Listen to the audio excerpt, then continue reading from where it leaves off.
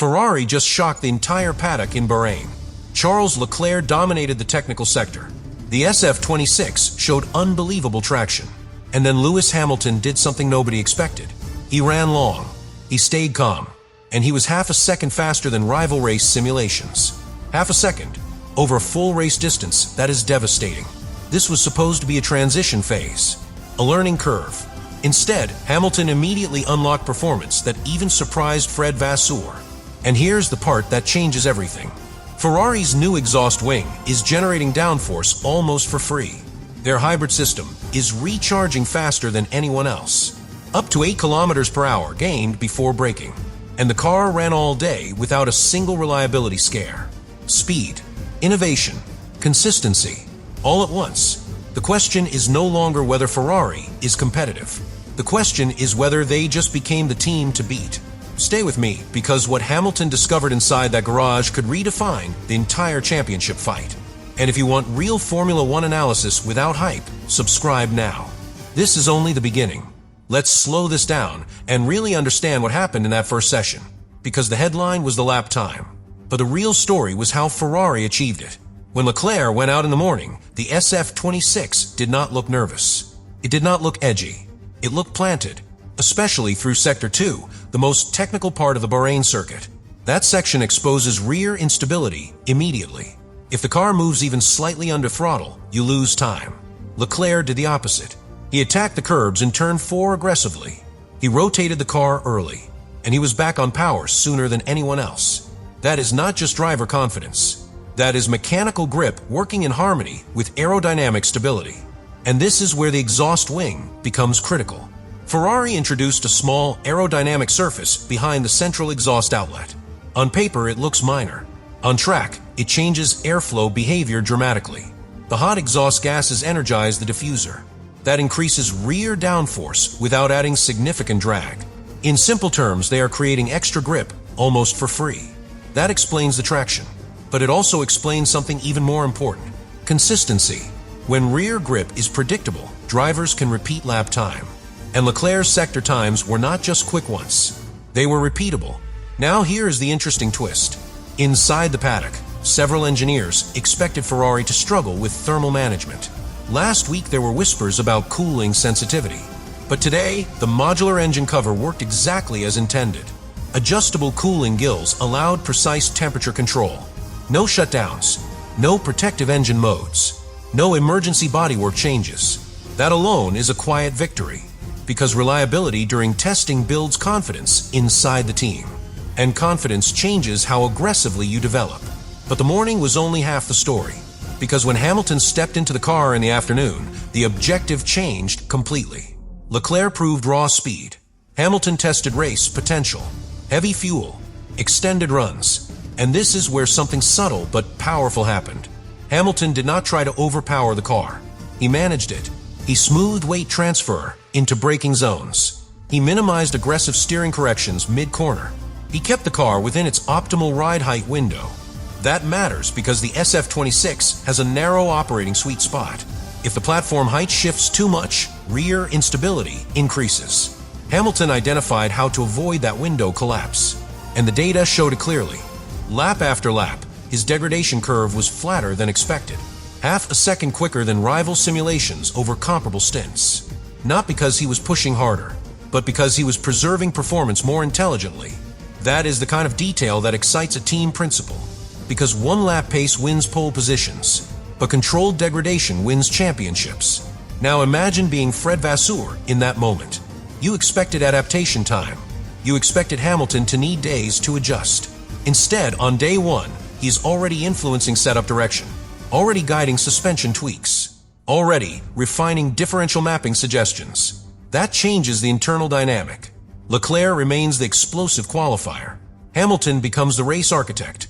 And when those two strengths combine instead of clash, Ferrari suddenly looks complete. But there is still tension under the surface. The operating window remains tight. If track temperature shifts dramatically, balance could swing. Rear tire wear over very long runs is still under evaluation. And politically, that exhaust wing sits dangerously close to regulatory scrutiny. Red Bull engineers were seen taking photographs. Mercedes analysts were watching telemetry patterns. The innovation is brilliant, but it is visible, and visible advantages rarely go unchallenged. So yes, Hamilton surprised Vasseur, but the deeper surprise is this. Ferrari did not just bring a fast car.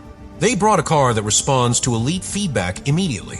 And that is something we have not seen consistently from Ferrari in years. The next session will test degradation fully. But if those numbers hold, the conversation shifts permanently from hopeful contender to genuine title threat.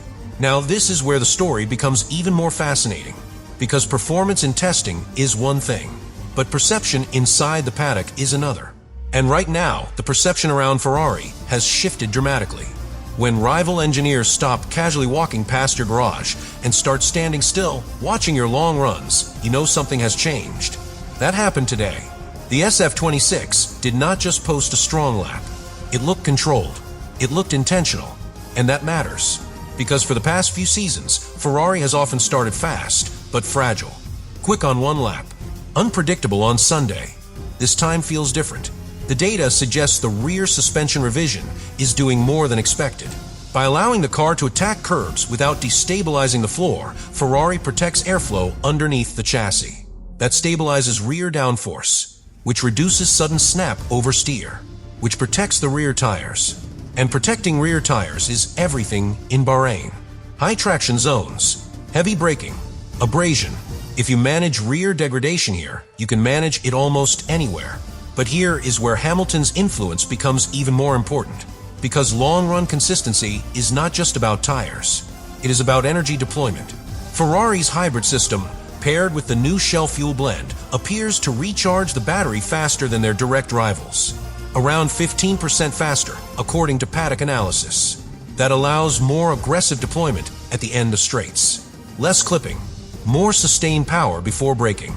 Up to 8 km per hour gained at top speed. Now combine that with stable rear traction. You exit the corner earlier. You deploy power longer. You arrive at the braking zone faster. That compounds lap time. And this is what rival teams are trying to understand. Is Ferrari quick because of a light fuel run, or because the architecture is genuinely superior? So far, the evidence leans toward the second option. But nothing is perfect. The operating window remains narrow. If the ride height drops slightly under fuel load shift, balance becomes edgy. If rear tire temperature exceeds the ideal threshold, the car can feel nervous mid-corner. And that is why tomorrow's race simulation becomes critical. If Hamilton can complete a full distance with stable degradation, Ferrari transitions from impressive to dangerous. Now, let's address the political tension. The exhaust wing is innovative, but innovation in Formula 1 always invites scrutiny. Using exhaust gases to energize aerodynamic surfaces sits in a gray area historically. Red Bull knows that history. Mercedes knows that history. And if Ferrari continues to show dominant traction, expect questions to be raised. That is why Fred Vasseur has already begun speaking carefully, calling for regulatory clarity. That is not accidental language. That is preparation. Because if the FIA intervenes mid-season, Ferrari must be politically ready. But as of today, there is no protest, no directive, only curiosity. And inside the Ferrari garage, there is something even more powerful than lap time. Belief, not emotional hype. Measured belief. Engineers comparing simulation to track data and seeing alignment. Drivers giving consistent feedback. No emergency overnight fixes. No visible panic. That is how championships begin quietly, not with celebration, but with calm confidence. And then there is the dynamic between Hamilton and Leclerc. This is not a rivalry yet. It is a fusion of strengths. Leclerc extracts peak performance. Hamilton extracts sustained control. If they push each other constructively, Ferrari gains 2 development paths instead of 1. Explosive qualifying pace and disciplined race management. That combination has been missing for years. So yes, Hamilton surprised Vasseur, but perhaps more importantly, he stabilized the narrative. Ferrari is no longer just emotional potential. They look methodical, calculated, prepared. Tomorrow will confirm whether this is sustainable. But tonight, the rest of the grid is studying red telemetry lines very carefully. Because if the SF26 continues like this, the championship picture may already be shifting. And we are only in preseason. But here is the part that could truly define Ferrari's preseason. Not the lap time, not the innovation, not even Hamilton's consistency. is how all of this connects under pressure. Testing is controlled chaos. Temperatures are predictable. Programs are structured. Fuel loads are chosen carefully. But race weekends are different. Track evolution shifts every session. Wind direction changes balance. Qualifying pressure compresses margins to thousandths. And that is where Ferrari has historically stumbled. So the real question is not whether the SF26 is fast. It clearly is. The real question is whether this car is adaptable, because adaptability wins titles. Let's look deeper. The revised suspension geometry allows aggressive curb usage without destabilizing airflow. That gives drivers line flexibility. Line flexibility means overtaking options. You can attack tighter entries. You can defend differently. That tactical freedom is critical in wheel-to-wheel combat. And then there is energy deployment. If Ferrari truly has a recharge advantage, that creates something subtle but powerful. Strategic independence. They can choose when to deploy aggressively. They can defend without draining the battery completely. They can attack late in a stint without clipping. That changes race control completely. But now imagine a qualifying scenario. Leclerc extracts a pole. Hamilton qualifies close behind. Two red cars controlling the front row, with superior traction out of slow corners and competitive straight-line speed. Suddenly, strategy becomes simpler. Clean air, tire preservation, controlled pace. That is how dominant weekends are built. Yet there is still a fragile layer. The narrow operating window remains the one unresolved variable. If Bahrain's evening temperatures drop sharply during qualifying, balance could shift rearward. If unexpected wind gusts hit the car mid-corner, stability could be tested. And rivals are not static. Red Bull will refine floor edges. Mercedes will adjust ride heights. McLaren's long-run management is still exceptional. Ferrari's advantage today must survive adaptation tomorrow. But perhaps the most important development is psychological. Hamilton arrived at Ferrari not just as a driver, but as a stabilizer, a championship architect. When he speaks in debriefs, engineers listen differently. His experience compresses development cycles. If he identifies a weakness, is corrected faster. If he confirms a strength, confidence builds immediately. That effect is already visible. Reports suggest overnight adjustments are being guided by his long-run telemetry. Subtle changes, but meaningful. And that creates something Ferrari has lacked. Continuity of direction, not emotional reaction. Measured progression. Now step back and look at the bigger picture.